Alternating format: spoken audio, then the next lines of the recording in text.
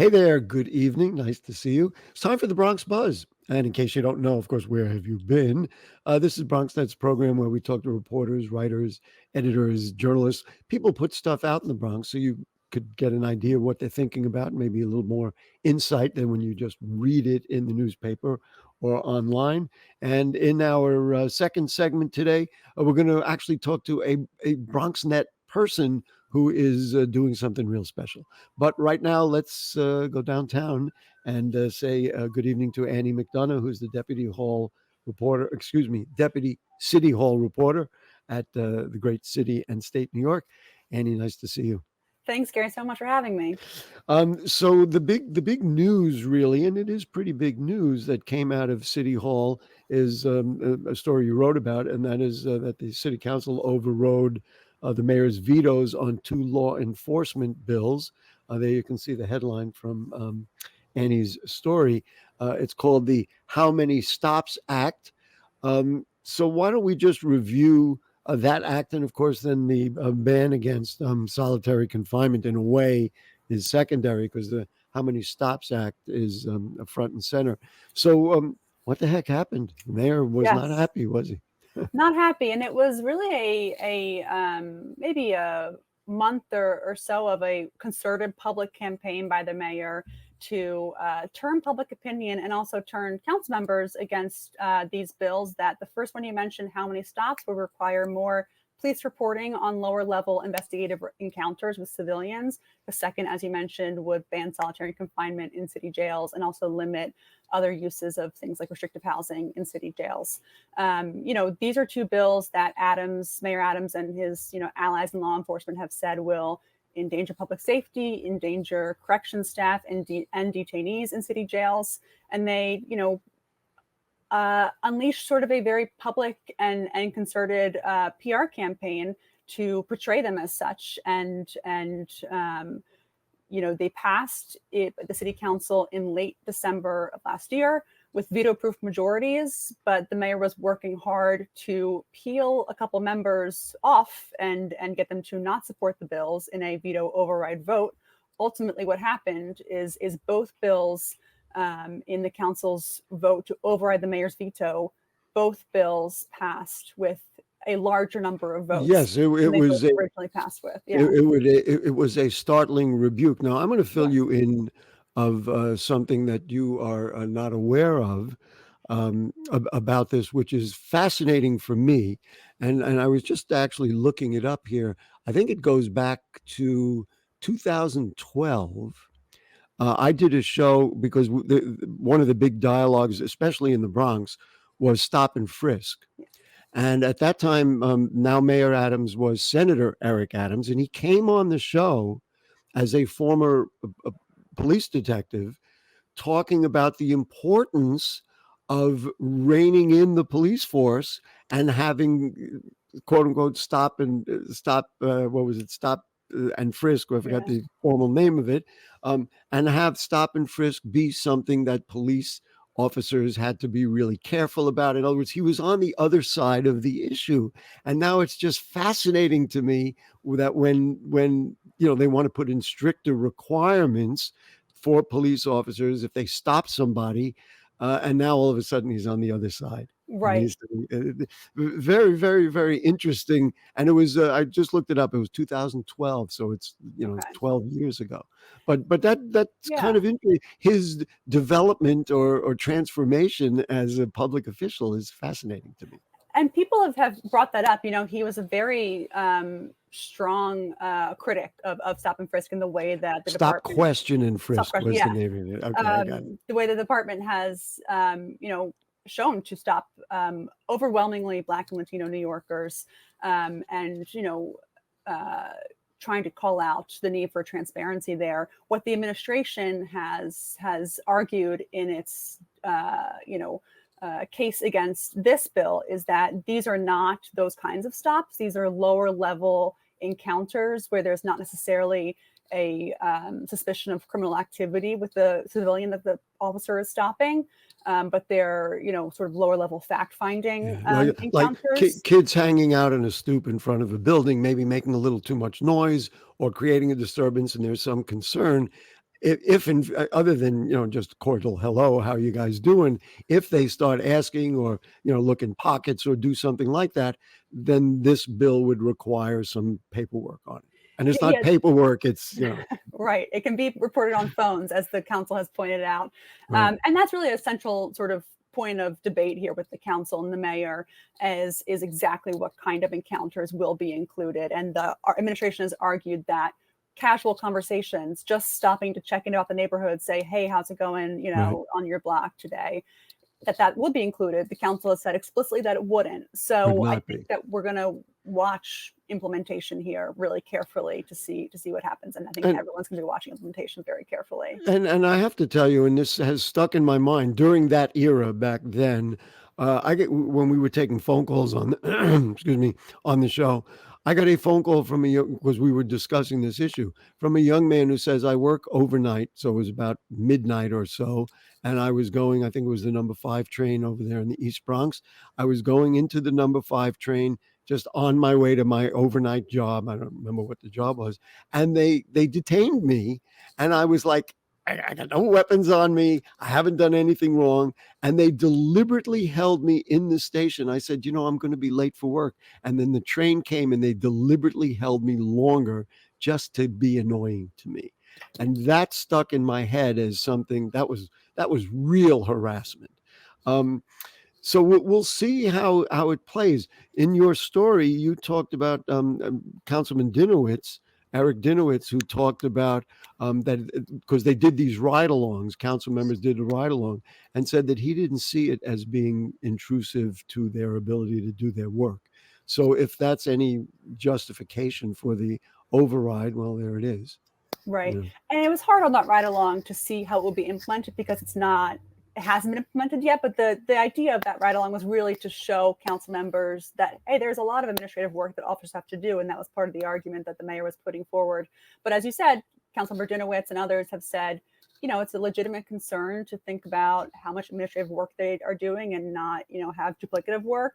But they've said they're voting for this bill because they don't see it as something that will create that kind of burden. With all the pressure on the mayor over Rikers, and that's another show. That's a full show to really talk about that. But the banning of solitary confinement seems to, and this is Gary, you can put editorial opinion, it seems to me to be just completely logical. The one thing you don't want to do is make people more dysfunctional about being locked up and make it more difficult for them to somehow emerge from their situation. I personally don't understand why anybody would oppose something like that, especially in New York in that horrible environment at Rikers Island. Yeah, so the administration's response to the solitary confinement bill, or ban rather, has been that there is not solitary confinement in city jails. And that is a little bit of a specific argument so about kind. terms. Annie, you're so kind. That's a little bit of a... no, it's important it's important to point out that is not the case. That is a little bit of a disingenuous argument because there is something called punitive segregation, which allows jails to keep inmates isolated for most of the day. Yeah. Right. And so this bill would change and limit those restrictive abilities to keep people in restrictive housing. And this is something that, unfortunately, because of less public oversight and insight into how city jails work, it's going to be more difficult to see how that plays out. But certainly that was hard fought. You are really kind, because there's been less oversight. Oh, you mean no oversight, but that's right. It's going to be difficult to see how that plays out because we don't get a very good view into city jails.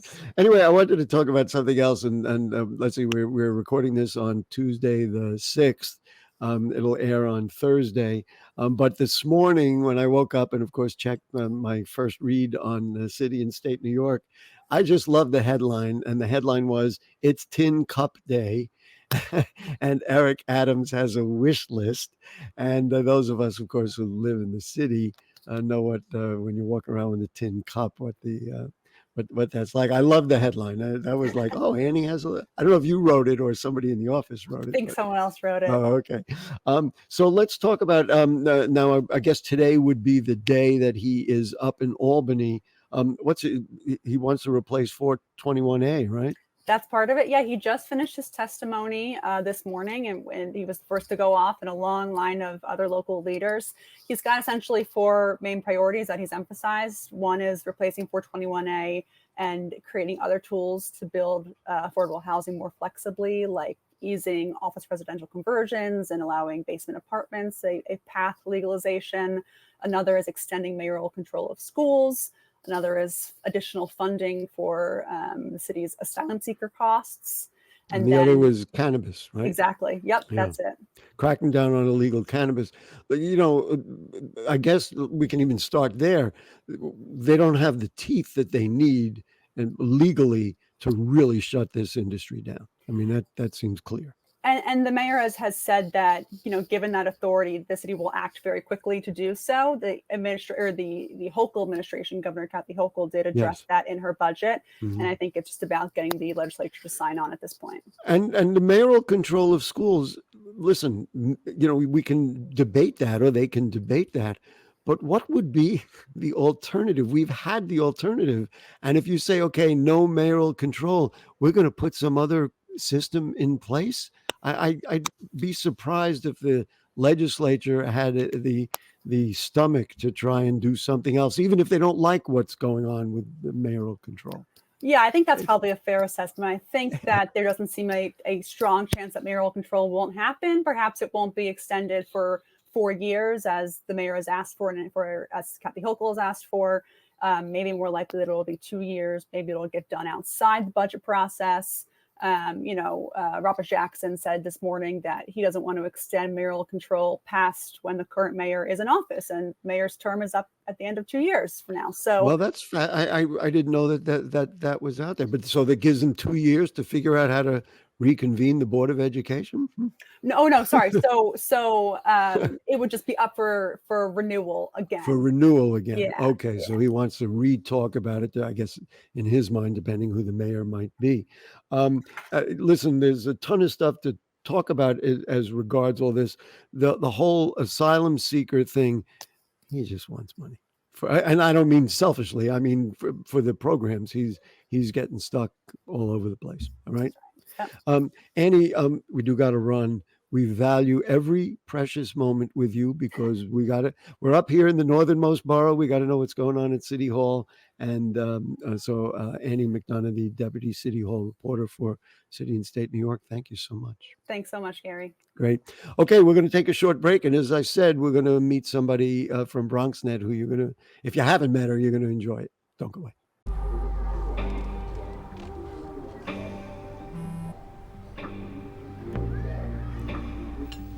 I don't know why you're so sad. You've got a roof over your head. Bro, you gotta stop with that depression stuff. That's a white people thing. Escúchame, en esta casa los hombres no lloran.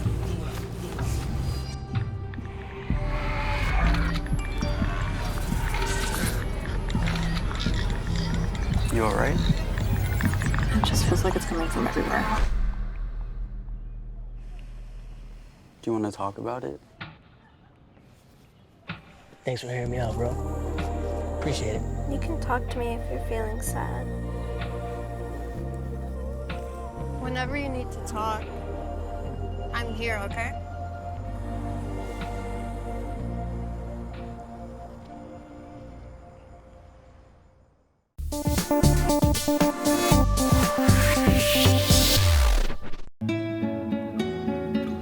¿Qué color? Perfecto, mijo. Gracias. Thank you. What's wrong, mijo?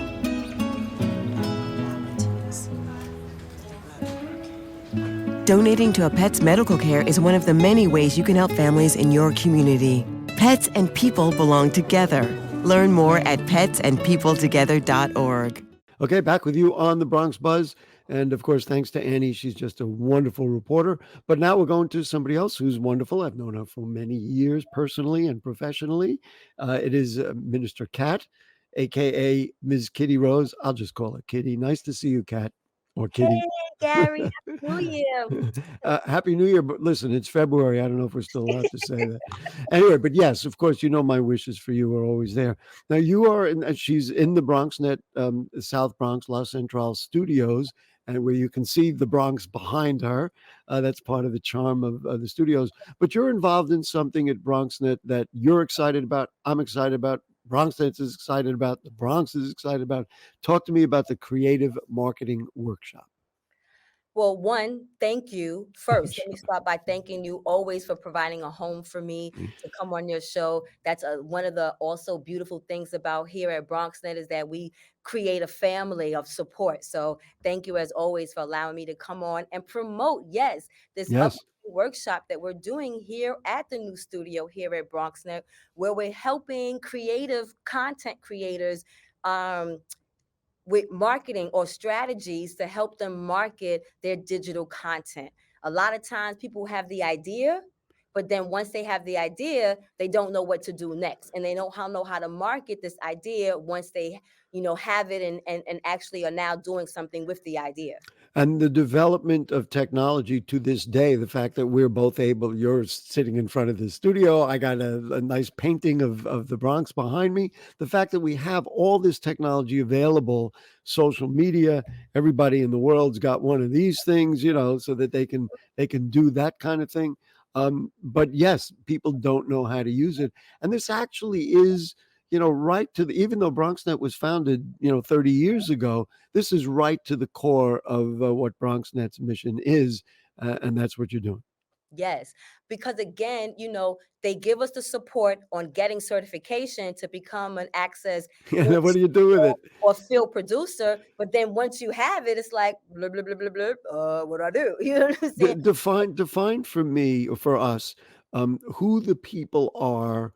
Like what are they doing that they would need this creative workshop? Like very specifically, so somebody who's watching will say, "Oh yeah, I'm doing that.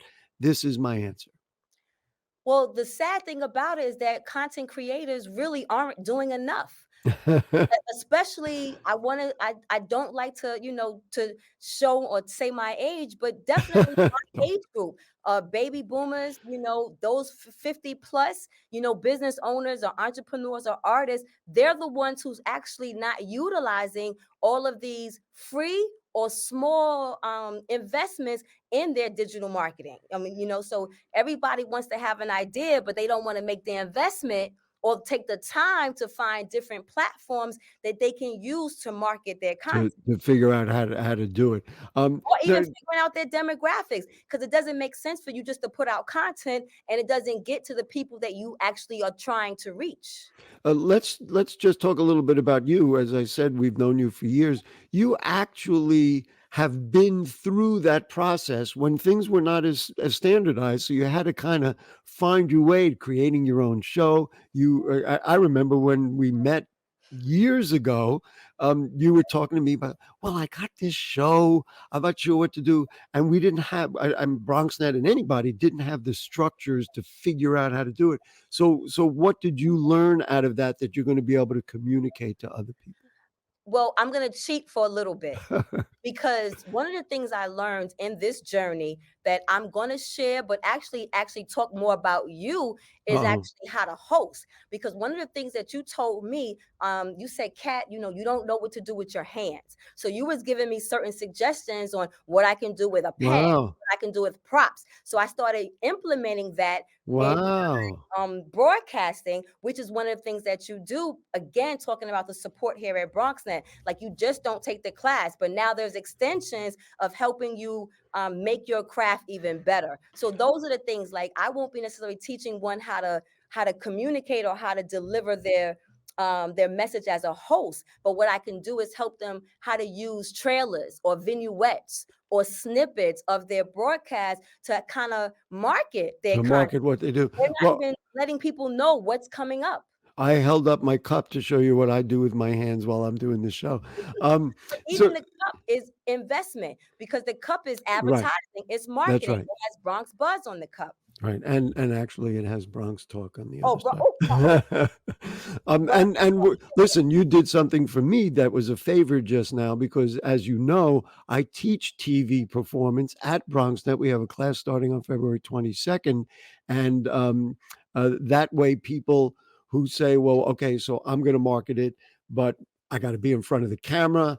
I've never done it before. I'm a little bit nervous. How do I do it? How do I do interviews like Gary does, like Kitty does, and that's the class that I teach. I mean, if it's something I know about, why not? Just like you, right. why not teach it? Why not teach it? So that's just February.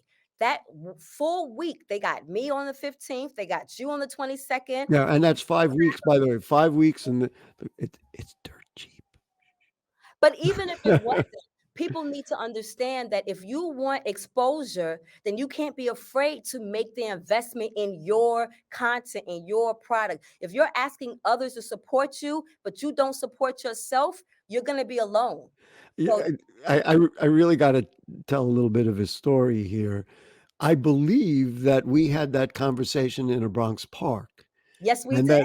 because you were doing something for your show, so you interviewed me, which was fine, and I'm sure we got into all these other things. So anyway, how do That's people? the other part.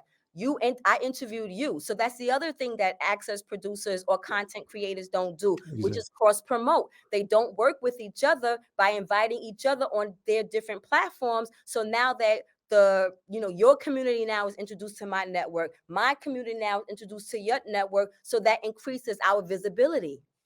We're living it at this moment. That's Yeah. exactly that's exactly what we're doing at this particular moment. Maybe Anderson, could you put up that flyer again and let's get the information up there. Yes.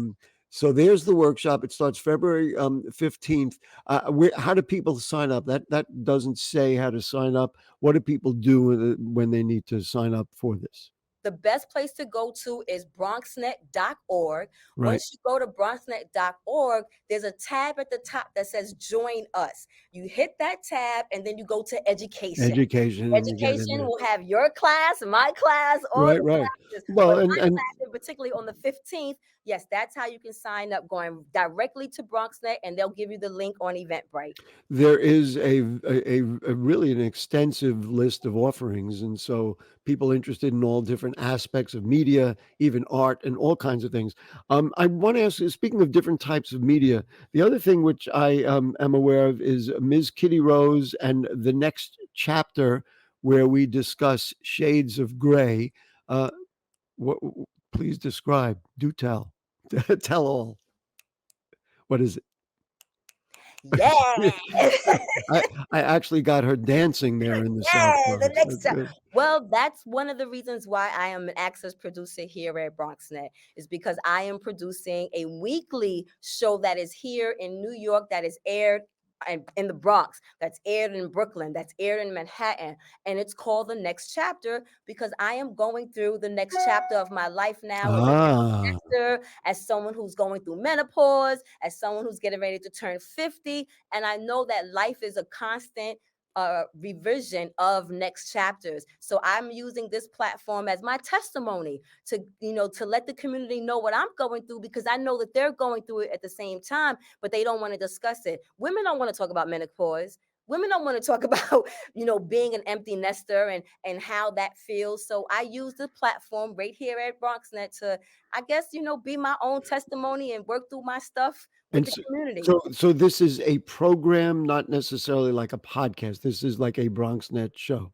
Well, this is a BronxNet show, but again, here's another tool. It's Yes. also a podcast. Ah, Because if I'm going to have my platform on public access, why not utilize YouTube? Why not utilize Spotify and Apple, all those other platforms that don't cost me anything, but give people other opportunities and different platforms to hear my message? and this, in many ways, you embody exactly what you're promoting. In other words, you're saying, number one, this is the process that I've used, and I want to share that in the marketing. But then on the other hand, you're actually doing a program that you have circulated and done it yourself.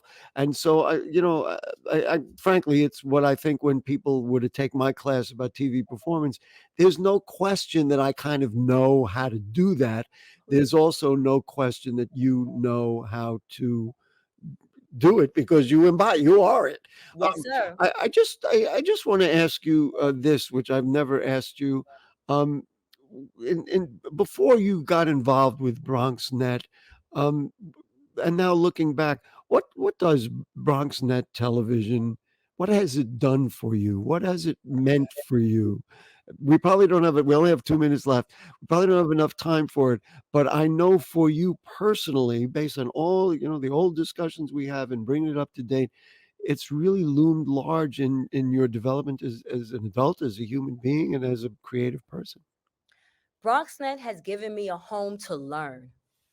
That's what I appreciate. BronxNet has given me the opportunity, but a real home where I actually feel support, not just from the production crew, but from the actual staff members here at BronxNet, from the producers, from the other hosts. I feel supported in all of my endeavors. When I want to learn extra camera operation, when I want to learn extra audio, when I want to work on other people's teams, I have been able to learn all of the good and the bad right here at BronxNet. So it's been that foundation to help me be better. Yes. Yeah, and that really, I was here at the BronxNet's founding, and that really is the mission, to do exactly that with BronxNet and with the people of the Bronx. What's fascinating, and what you are explaining very clearly, when we started in 1993, it was one way. We didn't have these virtual Right. technology or anything like that. And now BronxNet has grown and developed and changed along with the technology. I mean, look where she's sitting in these gorgeous new. I don't even know how much money we spent. Multi-million-dollar I studios. think they said 11 million. Wow. Because Max kept talking about it. We So- said 11 million. All right. So listen, so it is the Creative Marketing Workshop. It starts February 15th. Go to bronxnet.org, do join us, and then go to education and register. And then when you look at education, scroll down there for people who want to be on camera and look for TV performance. Because we're right next to each other. Well, right now, even though I'm here and you're there, But even on the website.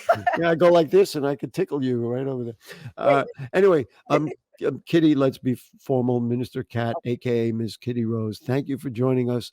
Thank you for being part of the Bronx Buzz. And the whole thing makes total sense because you've been on all our shows. We're all working together to help develop this. So Because it's anyway, about leading by example. You can't just talk it. You got to show them, unfortunately, how to do things. we got to run. Okay, sorry. No, that's you and me. We could go forever. Have a beautiful day, and we'll see you. I'll see you on camera. I'll see you in person. See you. Thank you. So thank you. So that will do it, folks. Thank you to Annie, who is just such a great reporter from City and State, and of course to Kitty and to Anderson, our producer. And if the curtain don't fall and the creek don't rise, I'll be back next week. Good night.